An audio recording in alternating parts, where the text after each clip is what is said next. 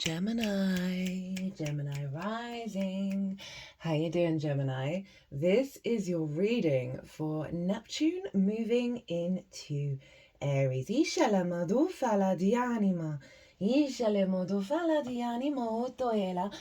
and welcome. My name's Chloe. I work with card divination, astrology, and as you just heard and as you can see, I channel multi-dimensional energies through my body, both in the form of physical and vocal light language. This brings in healing, attunement, and activation codes to the messages that are going to come through in this reading today for you, my loves.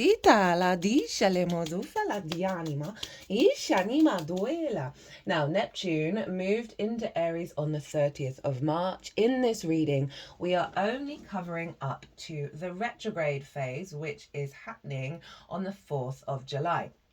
So we're going to be covering what's Neptune's intention for you in this little bit of the cycle, because it's going to retrograde in Aries and go back into Pisces, right? So we're just testing the waters here with Neptune. I didn't realize this had been out of place. And we're going to get some cards on what that intention is, and also what is the illusion that Neptune is bringing to the surface in order to be dissolved. At the time of recording, the ascendant is in Gemini, so we're really tapping into your energy. It's conjunct Jupiter. Now, I read for the rising signs. So for those of you who do not have Gemini in the first house, which is the rising sign, look to the house it does fall in your natal chart. Look to the themes of that house, and you want to apply those themes along with all the other meaning you've got going on in the sign of Gemini to the messages that come through, because it will be as if that Gemini energy has now energetically moved to the first house. You just got to add on your own natal chart meaning on top of it. For example, I've got Gemini in the 11th, so I'd apply the themes of the 11th, as well as I've got Chiron there and the asteroid Pallas Athena, so I'd apply all of that meaning to what comes through in this reading. As always, take what resonates, leave what doesn't. Now, usually I've done a collective reading first where I break down the astrology of the exact moment of the transit. I haven't done that. It's the first time I've not done it in the whole time I've done this channel. Very appropriate for Aries energy, instigating different ways of doing things, right? But when I finish the All 12 Sign series, there will be a collective reading where I go into the bigger picture energy of Neptune being in Aries for this particular part of the cycle. There's so much I've got to say about this. It is truly transformational. We've not seen this in our lifetime, and this is instigating a whole new energy because it's Aries. It's the first zodiac sign. So keep an eye out for the collective reading that will come after the All 12 Signs, as will the Oracle reading, and I will pull these cards before doing any transit. So this energy is just vibrating through the All 12 Signs series, so I'm really looking forward to doing that. So keep an eye out for those things. Right, my lovely Gemini risings. We're going to have 5 cards, right? And the first card is going to be what's Neptune brought to the table from Pisces that facilitates this little stint in Aries, right? The next couple of months. So we're going to get some support that Neptune's been integrating in the sign of Pisces. Obviously, it's not finished its full transit there, so we don't have the full picture of that energy, but we're going to get some support energy come through. We're going to get one card on the most integrated and expansive intention of what Neptune's up to over the next couple of months, as well as a card of how to work with it. And as I said at the beginning, we're also going to get a card that shows us what's the illusion. Right, what's the thing that isn't real that we may think is very, very real? Neptune's helping us go, hey, wait a minute. If this energy shows up in your life, I'm letting you know this isn't part of your paradigm anymore. We're also going to get a card of how to work with dissolving the illusion. And obviously this illusion is more of the denser frequency, the more of the struggle bus of our incarnation, rather than the integrated expansive intention. We're also going to get 2 oracle cards from 2 decks. 1 deck, this is the first time I have used it on this channel. I'm going to talk about that when I get to that. It's from a fellow tarot reader here on YouTube. I'm giving her a shout out. She's tagged, as is the website to get the deck, because genuinely really enjoying that deck. It's the Ishalemo do Fala di Anima. So, my loves, where is this happening for you? Well, this, funnily enough, is happening in your 11th house of hopes and dreams, friends, groups and alliances, and reaping the benefits from your 10th house, right? This is a long transit. It's a 16-year transit. But obviously, as I said, we're only doing the first 3 months. This is the house of good spirits. This energy will be sextiling your Gemini energy. And a sextile is ruled by Venus, right? Very creative energy, very brainstorming energy, the desire to connect, to harmonize, to bring love, to bring passion, and desire. And Neptune is moved in here. The great mystic of Neptune for me is the gateway to the all that is source energy, right? It's all the dimensions, all the frequencies, all the realities, all possibilities, because that is what source is. Neptune is very much linked into the film industry because it brings different realities to the forefront, right? It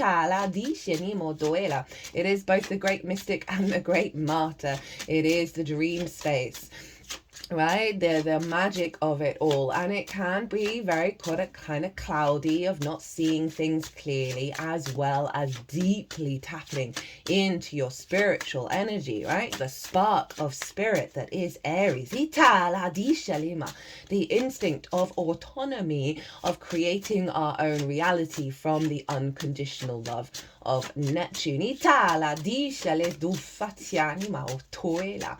so for Neptune being in the 11th, this is you, I can see you connecting more to soul family, and your hopes and dreams. You're able to dream beyond your limitations. Oh, they like that one. And also not you know, the way that we sort of engage with our hopes and dreams can sometimes be very rational, right? Oh, is this even possible, right? How are we even going to get there? Now, Neptune moving in there is just like, F that. Sorry, I'm probably going to swear in these readings. I already have in all of the readings I've done so far.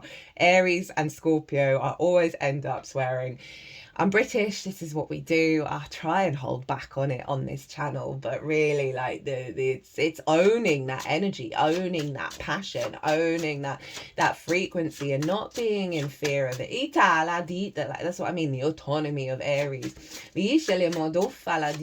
Neptune being in your 11th is just allowing you the space to engage in like galactic, cosmic source energy, hopes and dreams, and not lose the faith of like, really like, okay, well, I'm going to show up and I'm going to do the best that I can in any situation, and be really open to what source is bringing through. You might see a huge radical shift in the way that you hope and dream and what those hopes and dreams actually are. Sometimes they can, oh, the deck's being very specific.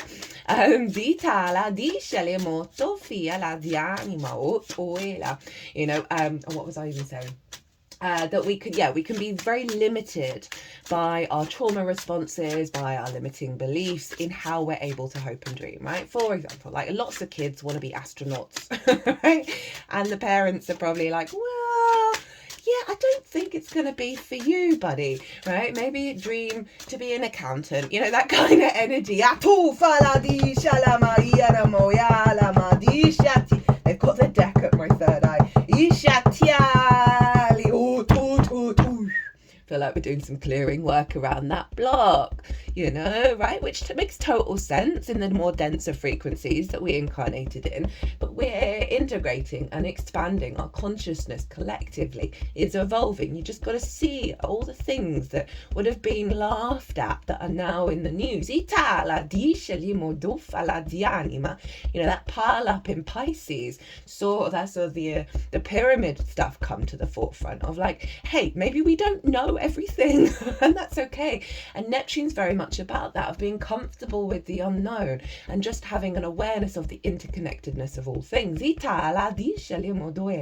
But Neptune being in Aries is honoring your autonomy and your spark of spirit. Fire is very much linked into source, into spirit, into God, whatever you want to call it.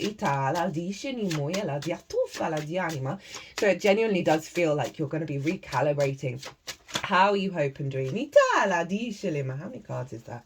Okay, that's not the 5. Okay, where are we doing? What are we doing with these?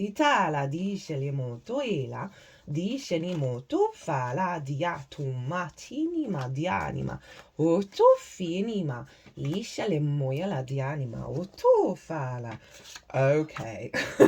Okay, right. So we've got the cards, but I haven't talked about all the things.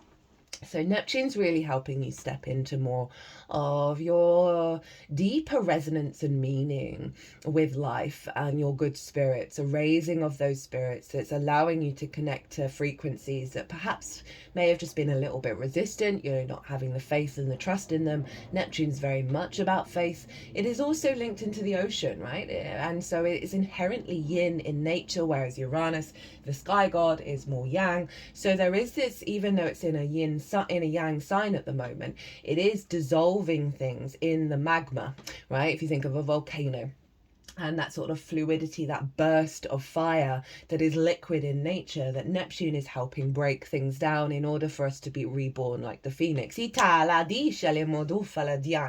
So I focus mostly on hopes and dreams, a raising of your spirits, connecting more to the divine, however that looks like for you, connecting more to soul family, meeting perhaps very mystical energies when you're in groups, as well as you embodying that, your frequency, really bringing that to the surface. The 11th house is group think as well, right? The conditioning from us, interactions with society. So I can really see Neptune just helping you stand more in your power and dissolving in that magma certain group think principles that do not serve your soul's incarnation. It's also about reaping the benefits from your 10th house, which is your life path, your career, your visibility, your reputation. It's going to dip back into Pisces, back into that 10th house. So we're still sorting through that, but you've had Neptune in your 10th house for the last, when was it, 2011? The last 14 years. Really elevating how you understand your path, right? And now it's going to be moving, yes, as I said, it's going to retrograde back in, but it's moved into the place where you're starting to see more of the magical benefits, more of that sort of mystical benefits, the unconditional love that you may be receiving because of the work that you've done in the 10th. But with its Neptune, it's kind of the non-rational, non-linear energy of things. Think of the ocean, all the drops are all connected, right? So something may appear that seems completely non-rational, but if you know that everything's connected, you know that there is a series of cause and effect that led it to that, right? So there may be certain things that just appear in a very sort of, there's a resonance here, this feels a bit fluky, that's linked into Neptune, really helping you connect to the deeper resources, not necessarily monetarily, but obviously that can be a thing as well, but the deeper resources and benefits of the work that you've been doing on the path you've been walking on. Just going to raise your spirits and help take you into a more integrated frequency around how you're creating in the world, right? I find the 11th house, right, along with the second, the fifth and the 8th are all one of the deepest wounds with those houses is being able to receive, right? So often we think, I'm putting all this effort in, I'm doing all the things, well, why isn't there reciprocity here? And it can often be to do with a deep core wound about not feeling value and being able to receive those benefits, being able to receive the manifestation of your hopes and dreams, be able to connect in a deeper way with groups and friends, with your spirits perhaps not being as raised up. But Neptune Whew, and it's, as I said, it's sextiling your Gemini energy, and for the Gemini risings, that's your embodiment of self, right? So you're finding new creative ways of connecting with that magic that's elevating your embodiment of who you are, that's leading you down the garden path. And I know that's kind of like taking you on a wild ride, but leading you down the garden path to the frequency that matches your full embodiment in this incarnation. Ooh, that was an interesting channel. Okay, let's get into the cards. So this is what Neptune's brought along as support from Pisces, right? So this is, you've got this power up here that's helping facilitate what's going on here.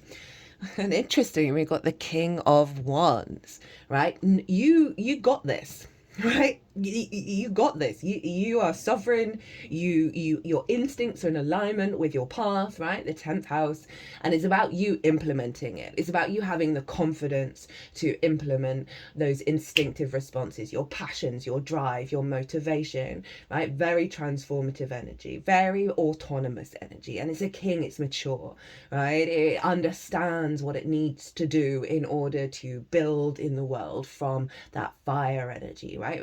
So interesting, it's fire and we're dealing with the Aries, so there's a crossover here, but it's really letting me know that whatever the path is, your instincts are in alignment with it, and you don't need to be in a fear state. You don't need to be in a worry state about the unfoldment.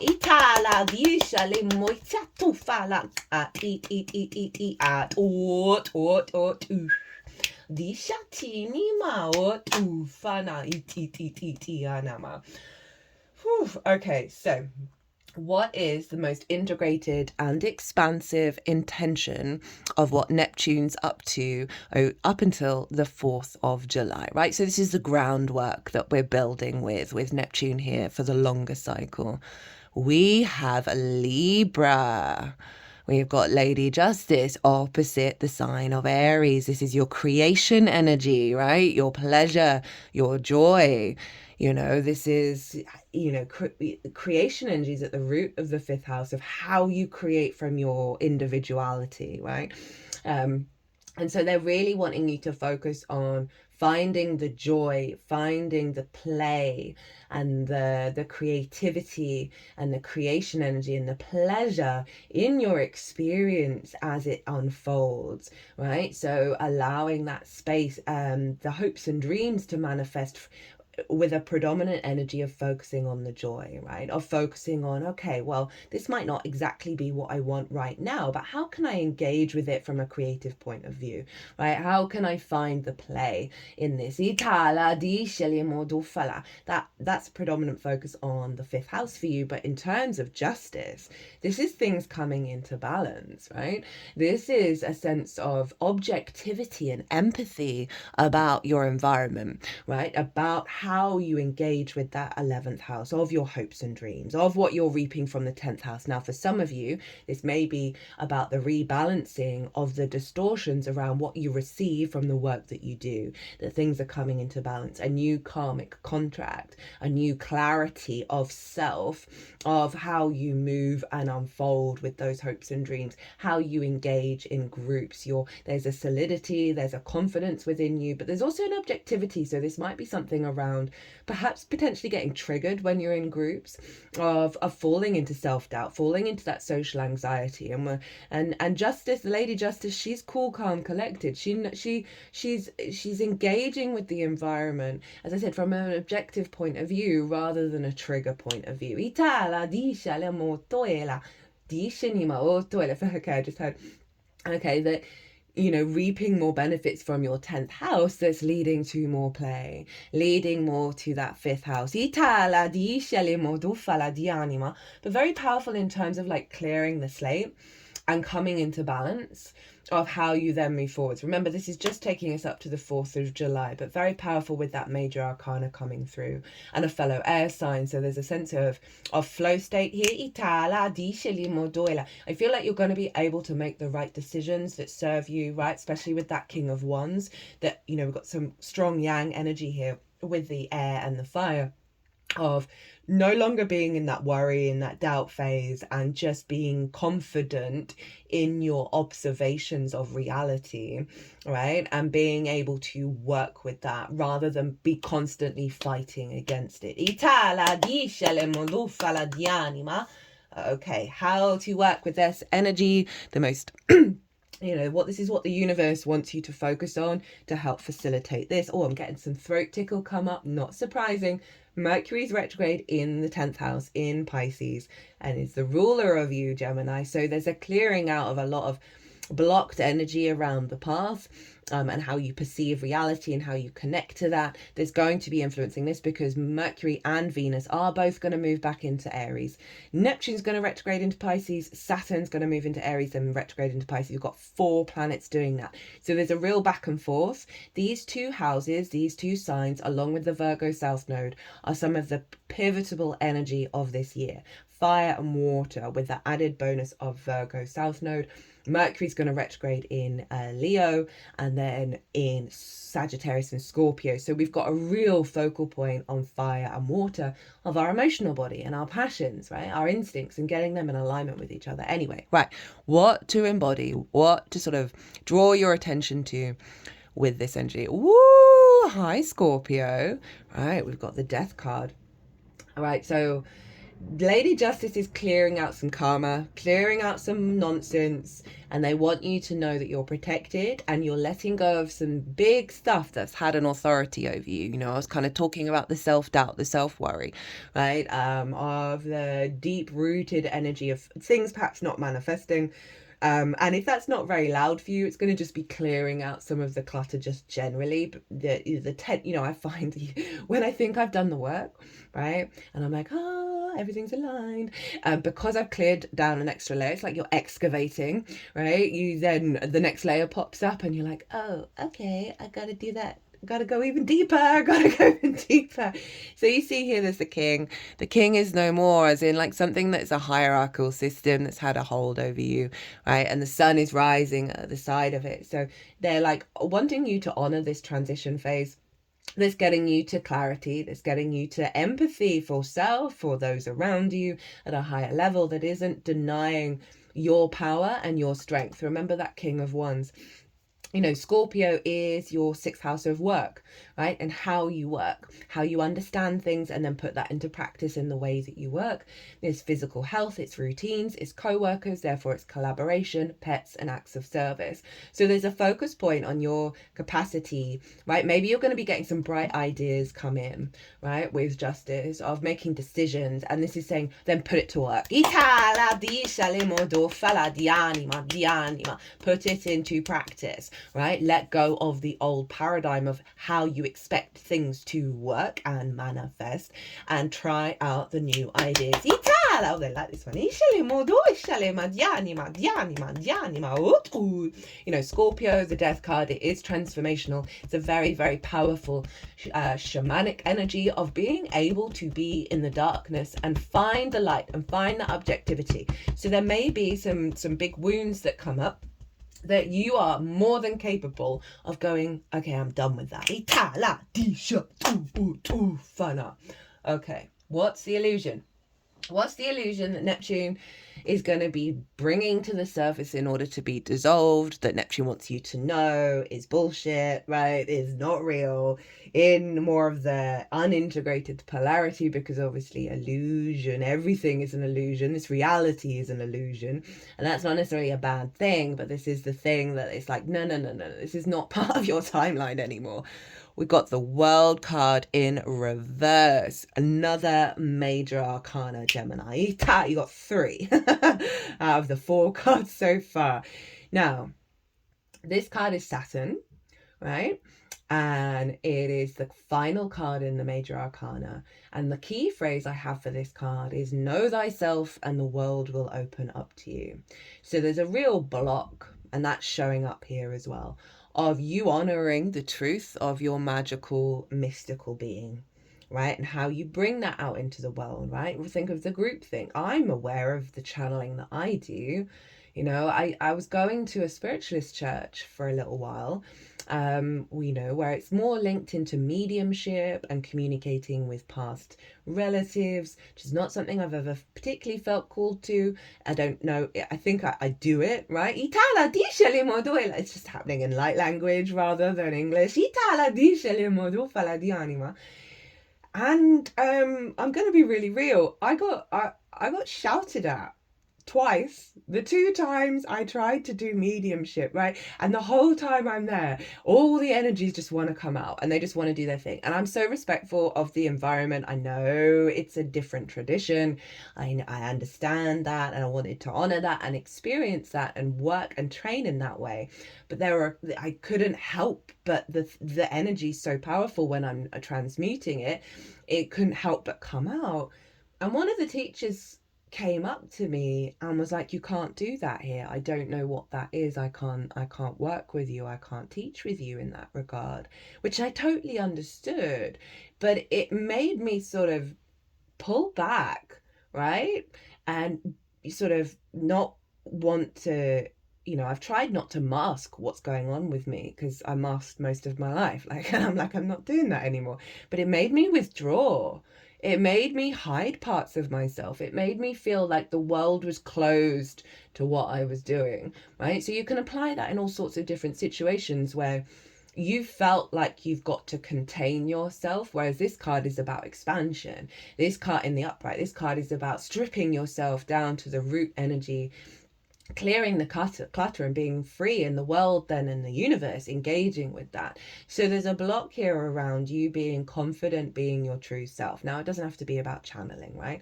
It is that root soul energy. Itala dice le molto fala di anima, right? There's been some resistance. There's been sort of worries about how you're being perceived in certain ways, because this is coming up as the illusion, right? Of there's a block there of you bringing your true magic of your soul, however that manifests, because we're all magic, itala di anima, out into the world, right? That there's a block around you and your interaction with the outside world and the sense of reciprocity. So it makes a lot of sense. Saturn's in your 10th house of life path, career, blockages around that manifestation. Itala dia limoya. It's going to be moving into Aries. Where are my notes?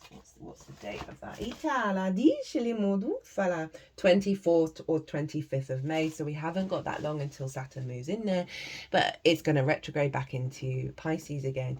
Oh, getting a throb to the left of my third eye, above my left eye. Itala dia limoya la dia anima, of not seeing things clearly. So that's the illusion, right? Know that block is not here to last in this timeline. That there may be certain situations that you find yourself in, like I did, where it was like the world is clamped around. It's like, no, you can't be you, right? So when those things, if they happen in that frequency, it may be in different frequencies, know that Neptune's bringing that to the surface to go, hey, this is a mirage. This is an illusion. Center yourself. Stand back in your power. Stay back in your power. Observe reality with more clarity, and get back into your sense of self. Right? How to work with releasing of the illusion. No way. You've got 4 major arcana. No other sign has had that so far. So this is the Cancer card, but it's the Chariot, right? I love this with the world. Right, the Chariot understands every scenario, every situation, every experience is a resource to work with to move forward, right? So this is highlighting whatever pain, whatever frustration, whatever restrictions, whether it's been in this lifetime or many others, it's usually both, that have blocked you from you confidently moving around in the world being you, right? There are no reins here. So this figure isn't trying to control where they're going. They're in balance with the yin and the yang of the 2 sphinxes. It is a victory card. There are stars, there are astrological symbols all over it. So it's the honoring of all the tools and not the limitations of what the outside world, what the group think is, of how you work and move through the world and embody your good spirits. It's the sign of Cancer, which for you is in your second house of your skills and your tools, your resources, right? Of how you manifest in the world. It's also the house of how you value yourself, right? And I mentioned that earlier, of the block around being able to receive, right? Of valuing yourself. So it's really saying, F what's going on, embody your values, embody the way that you manifest, and go about and live your damn life. If when those things come up, right? And honor those experiences. Oh, what's that teaching me? Oh, it's teaching me to come back to my power, and letting go of authority. Right, let's see what's at the bottom of the deck, and we'll get the 2 oracle cards.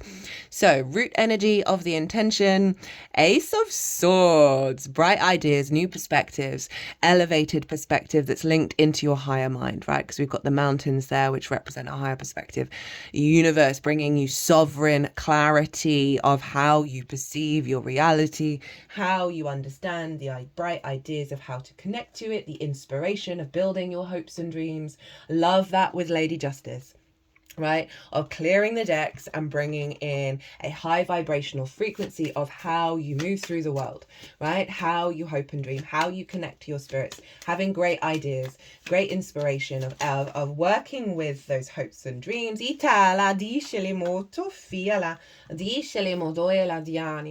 That aren't based on the old distortions. Oh, they like that one. These cards came out quick. Rich. Right, where are, what have I done? The books.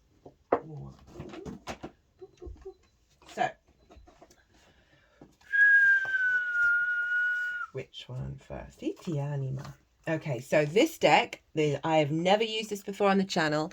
This is from the Nordic Light, our YouTuber. I came across, she popped up in my feed a couple of months ago after I'd been getting a bit frustrated. Not frustrated, but I just wasn't connecting to, I watch a couple of tarot readers. It's nice to have one in the background, but I just wasn't connecting with any of it anymore. And I was just like, oh, okay. And she came along, and I love her channel. I think she's phenomenal. I really want to pay it forward because I feel so blessed that I've been able to find her. This is her deck. I've linked her YouTube as well as her website of where to get this deck. And so let's see what you've got.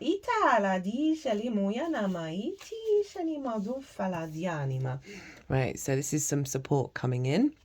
We've got the South Node, past lifetimes. You've got this. Baggage, karmic past. Oh my God, with Lady Justice.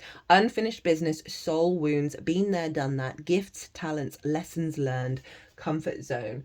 And in the book, it says you are using your skills, abilities, and wisdom gained from past lifetimes in the best way. You're also settling your karma and dealing with the emotional baggage. This is just great. And in the negative polarity, it seems that you're reliving the past in an endless karmic loop. You need to get out of it. What's the lesson that you haven't learned? Right? So I love the way that she's written that deck, because they both facilitate each other, whether they're in the negative or the positive energy. And that is so in alignment with Justice and the Death card, right? One, of letting go, and two, honoring and the wisdom that's going to come through with the Ace of Swords, right? Of how you're perceiving your reality, having let go of so much clutter. Woo! Love it. Right. So this is from the Hero's Journey Dream Oracle, but this is especially for all the Aries energy, right? Because the Hero's Journey is Aries in its nature, the going out into new territory. Dream Sanctuary. Attend to the simple things. At dusk, we encounter an elderly lady and her beagle hiking towards us. Teetering along on the walking stick, she wore a motoring cap and clutched a bunch of wild flowers. I said hello and asked her where she was going. She replied, I am already there. I like that. That's really great. So that's a quote from Bruce Northam, and I talked about, you're not going to have the worries of the unfolding, right? That you're already where you're at and you're already where you need to be, 33 on the clock. Right? This is a very soothing frequency, which I'm enjoying with this south node of the process that you're going through is the right one, is aligned. And it is allowing you to be present, to be the I am, right? You know, Libra can be very socially anxious with that Justice card. And so it's showing up in the 11th of being in groups is like really sort of doubling down of just a dysregulation. But the transit is helping you get present. Your sleep zone is your dream sanctuary, and yet you take it with you wherever you may roam.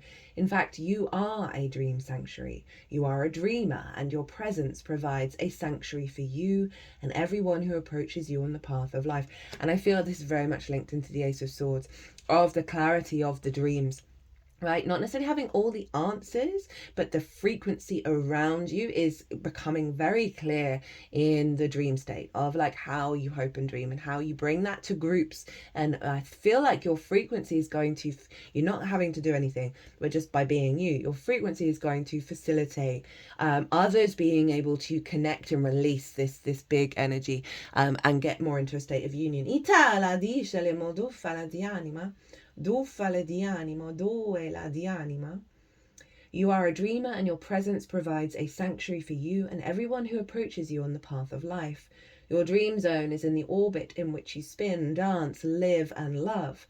Attend to the simple things to ensure harmonious flow in all your relationships, and you will sleep and awaken each day with a smile on your lips. Take inventory of anyone you need to forgive or to whom you owe an amends. Identify the attachments and behaviors. This is helping you clear that karma, man. You'd be better off dropping, right, identify the attachments and behaviors you'd be better off dropping, hello the death card, and release them. Resolve clutter in your bedroom, around your nightstand, at home and at work. Make room for success, happiness, prosperity, and brilliant ideas, lol, with the Ace of Swords, to swoop in and embrace you unencumbered. Dream symbol, bedroom. Your bedroom is the place in the house where the veil between worlds is its thinnest. It represents your ability to connect to both the physical and the metaphysical, i.e. to dreams and waking reality. Dreams of your bedroom often symbolize your most vulnerable, authentic, transparent, sensual self. This dream may be a message to indulge in a much-needed break from the intensity of your hero's journey, so you can re-emerge refreshed, invigorated, energized, awake, and ready to be the hero that you came to be.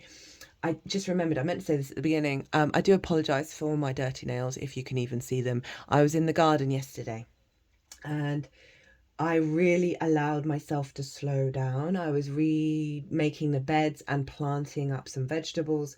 And I really took my time. And I've got a very long to-do list to do. I should have been recording. But I gave myself that space to then become back very refreshed. Had a very magical bath, and just that real, give yourself the space to slow down and tend to the simple things, right? I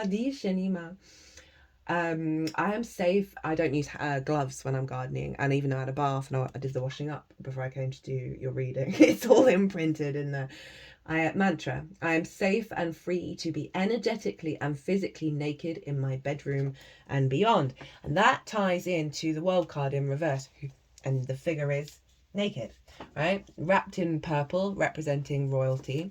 That there's a block around you being free, right? So this is really helpful information and support coming through. We're going to look at the bottom of the deck. Ha, lol, we've got Saturn, light of the teacher, the world, the right action, discipline, structure, commitment, obstacles, restrictions, rules, delays, karma, life lesson, tangible rewards, right? Getting right with your own integrity, right? Which is, this can be blocked when we're out in the world and we can be influenced by the outside world and not walk our own path fully. And what this feels like is a huge activation of your capacity clarity to stand firm in your power. At the bottom of the deck, we have divine discernment. That's Saturn. That's Saturn. Step back to find clarity. I find when I'm around a lot of people, if I don't allow myself pause, I'll end up saying really dumb things that I don't mean, that aren't to do with how I believe and how I feel and so it's really saying just give yourself a breath and allow this to unfold. Right, my loves, I'm going to leave it there. I hope you enjoyed this reading. I hope it resonated. If it did, hit that like button, leave a comment. I love to hear from you. If you want a personal reading, my website is everywhere, and if you want to pay by PayPal, email me directly. But other than that, my loves, my lovely Geminis, be good to yourselves, be good to those around you, safe travels, and be well until we meet again.